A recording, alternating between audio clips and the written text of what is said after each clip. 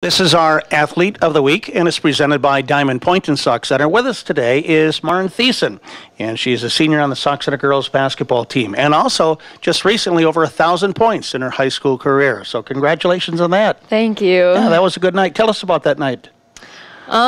We were going into that night. I knew that I was 1 point away from my 1,000 points. That was a little nerve-wracking, but I was excited, and we were playing Staples Motley, so it was a really big game for us, and we were obviously hoping for our third win of the week, and we went in there and played pretty well and came out with the win, so that was good for our team. And it's nice to get that out of the way, too. Was it kind of in your head a little bit?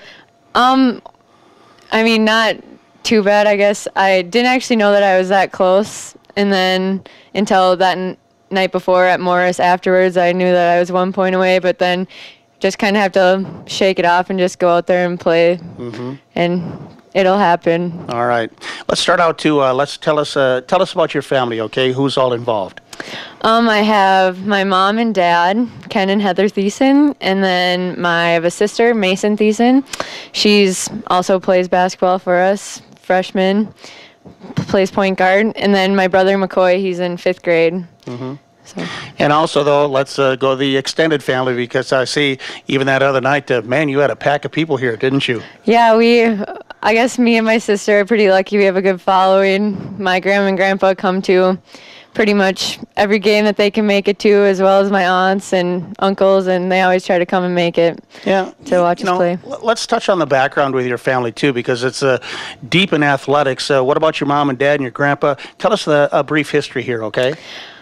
My dad was a head varsity coach at Cedar Mountain for 15 or about around their years, and my mom coached volleyball and some junior high basketball. And then my grandpa, he was a head coach at Stoughton Jeffers and Red Rock Central for quite a long time, and he had a lot of very good teams that made it to state and had a few runner-ups and one state championship team that my mom was actually part of, and he's a member of the Hall of Fame for girls coaches. So. I got to ask you, how do they handle it with you, or in this sense that do they do a lot of coaching with you? Do they just let you play, or what is said when you guys get together and afterwards? There's always some constructive criticism, and they just, I think, try to give advice and tell what they think would be best, and they want us to perform to the best of our abilities, and they've seen what me and my sister as well can do, and so they're there to support us, and they're happy that we have achieved as much as we have, but they also just want us to play at the highest level possible, so there's always coaching going on there from all of them. Have a lot of coaches. All right, but in a good way, right? Yes, very good. Okay, all right. What other activities are you involved in at school that keep you busy? I am in cross country, and I run track, and then I'm also in Captains and Leaders Club and FFA. Say, I should touch on, you heard the news last week. Now, it's not going to affect you with cross country, but it's going to be a little further distance now. Your sister runs. What do you see in that? How does that affect you? Personally, I don't know if I'd like running the extra 1K there. The guys do that, and it obviously has worked for them, and I guess some city schools have done that, going into Wisconsin, running a 5K for girls.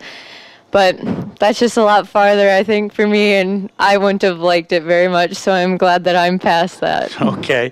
Say, we know that this is your first year at Sauk Center, your only year as you're a senior now, but what has that transition been like? How's it gone for you here at Sauk Center High School, and have you made some good friends?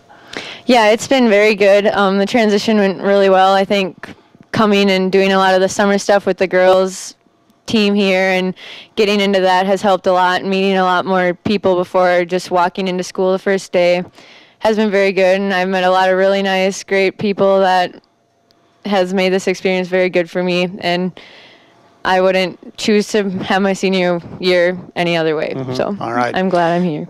What about the background as far as you go personally? Again, you're kind of deep in athletics. When did you start playing basketball, and who have you been with through the years?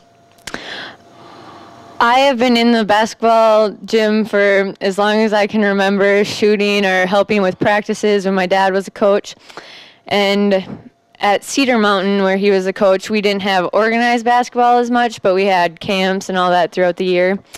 And so I did that. And then when I moved to Becker, Minnesota, my 5th grade year, that was my first year of organized basketball. And so we played in the youth tournaments there. And then through 5th grade through now, I've been in programs or youth programs, playing organized games or AAU in the summer.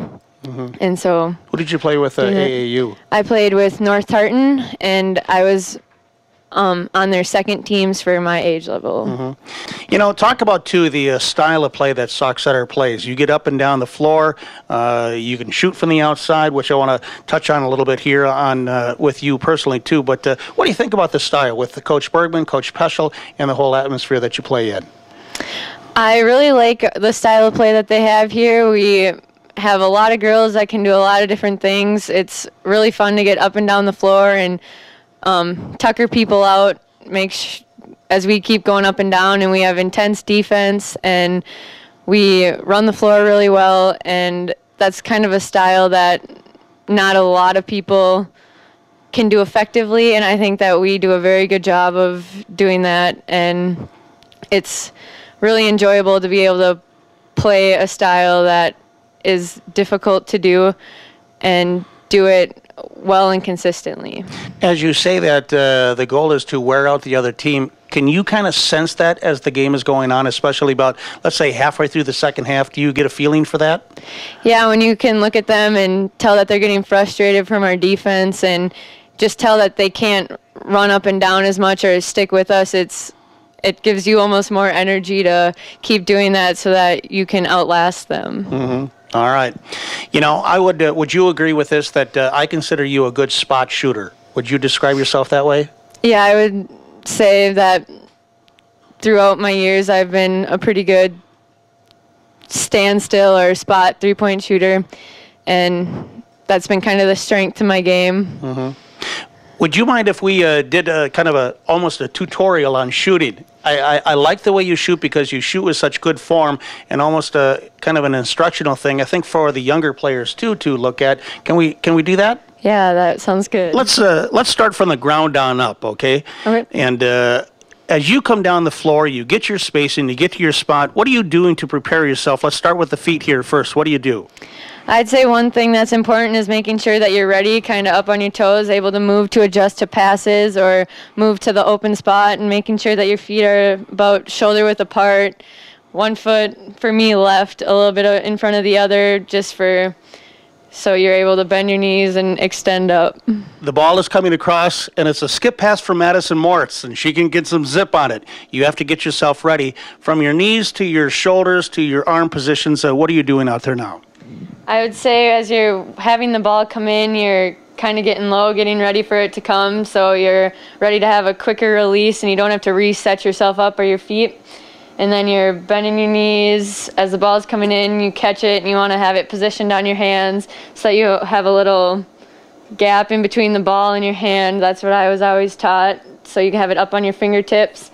Then you want your guide hand to be on the side to make sure that it doesn't fluctuate over.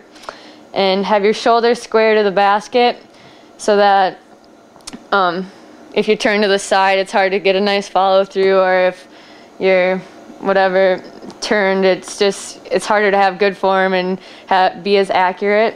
And then you want your knees bent, obviously, and then your elbow you want out almost like an L, 90-degree angle. And so then when you are having a jump shot, when you're coming up, having the ball come out of your hands, and what I was told is have it come off your middle finger with a flick of your wrist, so that like a gooseneck, high release, get it up next to your ear so that you have like you're reaching in a cookie jar or all that. And so then that makes it so it has a good rotation on the ball, which then has more touch, so when it gets near the basket, say you're a little off, it can bounce in or roll in, and more smooth. One final thing, too. I've asked this of many players, and sometimes I get a different answer. When you look, what are you aiming at? What are you focusing on when you shoot? I usually look at the front of the rim, and I know it can be different, but I would say it's just most important to be consistent with what you do, whether it's if you're looking at the back of the rim or the front. Just make sure you keep it the same always. I've found more success looking at the front of the rim, and so that's what I've tried to do. Okay, just a couple of more points with shooting, too, because, again, I see some of the young kids trying to shoot threes, and they kind of lose their good form. At what point did you start to shoot threes?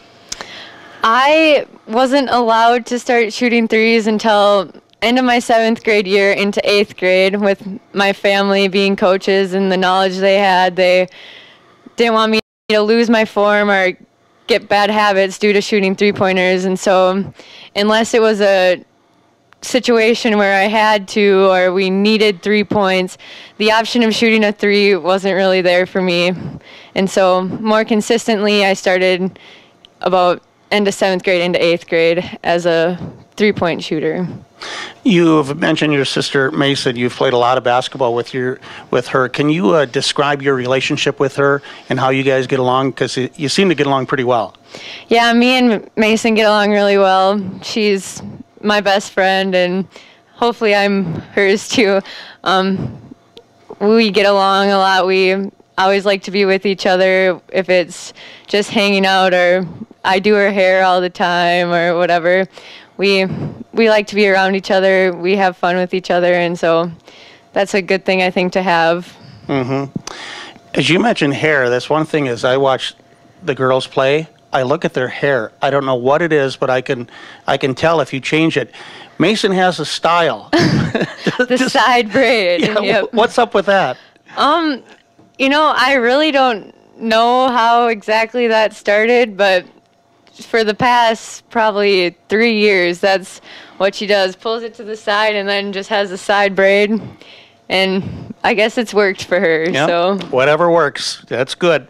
So you're a senior now. What about next year? What kind of plans do you have as far as school? And do you plan on playing some more basketball? I would love to play more basketball, and that's what a goal of mine has always been, is to play college basketball. And so I'm hoping to do that. And I want to go into either engineering or sports management is the thoughts I've had so far. And so what I've been trying to do is find a school where I can play basketball successfully and also get a good education with either one of those majors. Sounds great. Well, thank you for being with us, and good luck the rest of the way, and congratulations again for going over 1,000. Thank you very much.